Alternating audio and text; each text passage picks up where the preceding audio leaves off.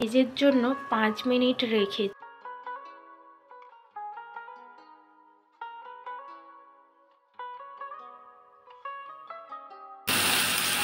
নমস্কার, কেমন আছেন সবাই? শান্তির পরিবার নতুন একটি ব্লগে সবাইকে অনেক অনেক স্বাগত।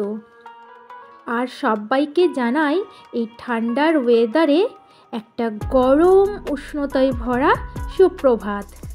আজ দিনটি হলো শনিবার। আমার মেয়ের স্কুল টিফিনের জন্য আমি প্রস্তুতি চালাচ্ছি। আজকে ওকে টিফিনে দেব ভেজ মোমো উইদাউট অনিয়ন। আর তার সাথে আপনাদের সাথে আজ কিছু টিপস শেয়ার করব পুজোর ব্যাপারে, খাবারের ব্যাপারে আর সাথে বাড়ির ব্যাপারে। তো দেখতে থাকুন আপনারা সবাই আমার এই ব্লগটি। আর সবটা জানতে হলে আমার ব্লগটা কিন্তু দেখতে হবে প্রথম থেকে। চলুন আপনাদেরকে সাথে নিয়ে আমি আমার মেয়ের জন্য টিফিন বানানো শুরু করে দিই। প্রথমেই চপারে একটু সবজি নিয়েছি, যেমন বাঁধাকপি, ক্যাপসিকাম, গাজর, বিনস। তো আপনাদের কাছে আর যা থাকবে আপনারা সেগুলো ইউজ করতে পারেন। সবগুলো চপারে করে বেশ ভালো করে কিমা করে নিয়েছি। এবার ফ্রাইং প্যানে বাটার দিয়ে ওই সবজিগুলোকে একটুখানি ফ্রাই করে নেব। সাথে দিয়েছি লবণ, সয়া সস, ধনে গুঁড়ো, একটু চাট মশলা, ব্যাস এইগুলোই। আর আমার না আর একটু বাটার লাগছিল আর কি, মানে দিতে হবে মনে হলো, সেই জন্য লাস্টে একটু আমি বাটারও অ্যাড করেছিলাম। সবগুলোকে বেশ সুন্দর করে একটুখানি নেড়ে চেড়ে নামিয়ে নেব। তারপর এই যে এটা আমি আটা দিয়ে করেছি, ময়দা দিলে আরও টেস্ট লাগতো, কিন্তু সেটা হেলথের জন্য ভালো না, তো সেই জন্য আমি পুরোটাই আটা দিয়ে করেছি। আটাটাতে আমি একটু রিফাইন্ড অয়েল, একটু লবণ আর সামান্য চিনি, ব্যাস এইটা দিয়ে একটা ডো বানিয়ে নিয়েছিলাম। আর তার থেকে এরকম ছোট্ট ছোট্ট লেচি কেটে এইরকমভাবে বেলে নিয়ে পুর ভেতরে ভরে মোমোর শেপ আপনারা যেমন করে খুশি দিতে পারেন, ব্যাস হয়ে গেল রেডি। আমি অবশ্য শেপটা একটা খুব দিতে পারি না, তো আমি যেমন পেরেছি তেমনই করে দিয়েছি। আর অন্যদিকে না আমি জলটা গরম হতে বসিয়ে দিয়েছিলাম, জলের মধ্যে সামান্য একটু তেল দিয়ে দিয়েছিলাম।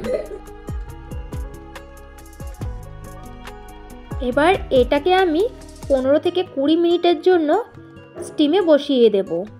তার আগে না একটুখানি তেল ব্রাশ করে নিয়েছিলাম। আর অন্যদিকে আমি আমার মেয়ের জন্য একটু মাখানা ফ্রাই করব। এটা জাস্ট একটুখানি বিট লবণ আর একটু গোলমরিচের গুঁড়ো এই দিয়েই বেশ ক্রাঞ্চি করে ফ্রাই করেছিলাম।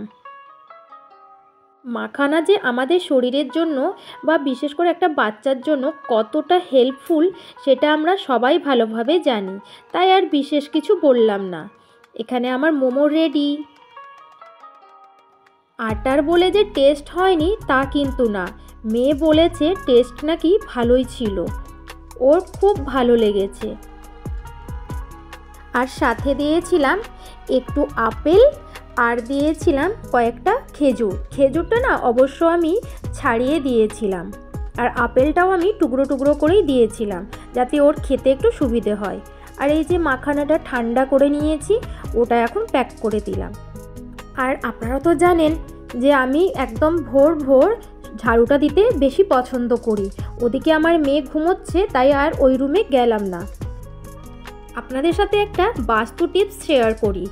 জানেন, আপনার বাড়িতে যখন প্রথম সূর্যকিরণ পড়ে, মানে ওই সকালে, সেই সময় যদি আপনি ঝাড়ু দিতে পারেন আপনার গৃহে, তাহলে কিন্তু আপনার গৃহের উন্নতি বৃদ্ধি পায়। ঝাড়ু যদি মনে করুন নষ্ট হয়ে যায়, বা অনেক সময় হয় যে আমরা ঝাড়ু ফেলে দিই, হয়তো আর লাগবে না, তো আমরা কি করি যে কোনো দিন বা যে কোনো সময় ফেলে দিই, সেটা কিন্তু একেবারেই উচিত না। ঝাড়ু যদি ফেলতেই হয়, শনিবার দিন একটি আদর্শ দিন ঝাড়ু ফেলার জন্য। আর এটি না খুবই ভালো বাড়ির জন্য, শনিবার দিন ফেলে দেখবেন ঝাড়ু খুবই ভালো। আর ঝাড়ু সবসময় না পশ্চিম দিক আর দক্ষিণ দিকে রাখতে হয়।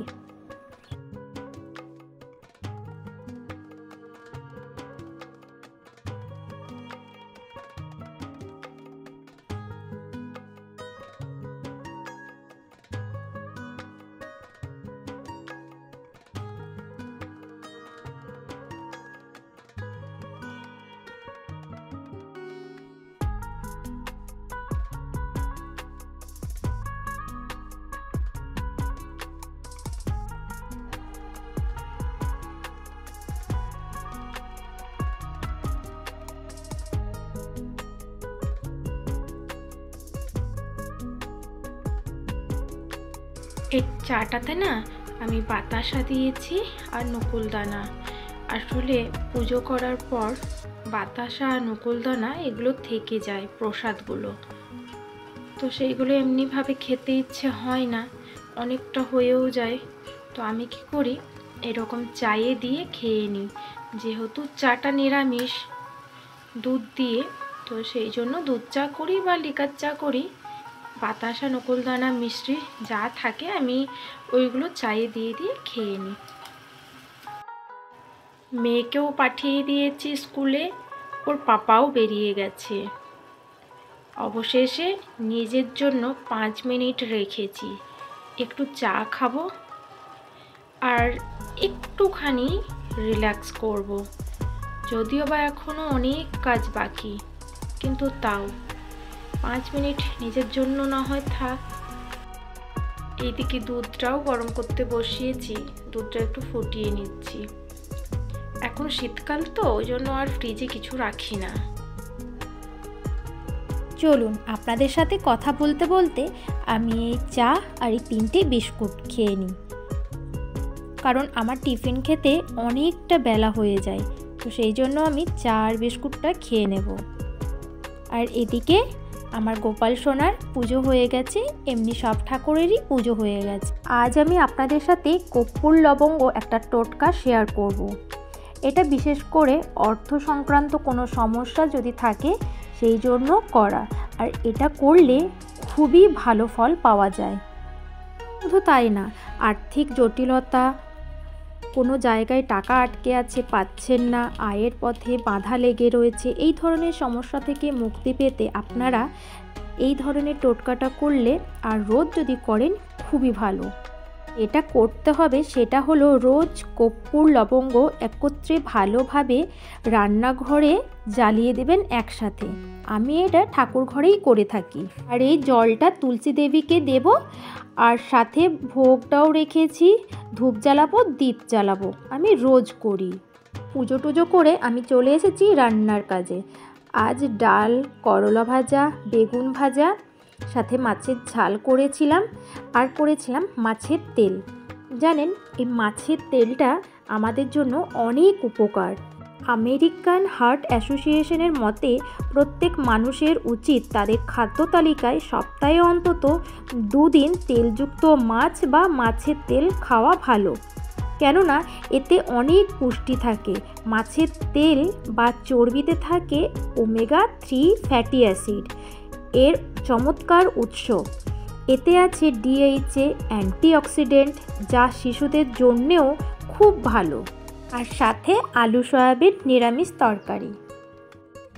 এই মাত্র রান্নাবান্না কমপ্লিট করে উপরে আসলাম।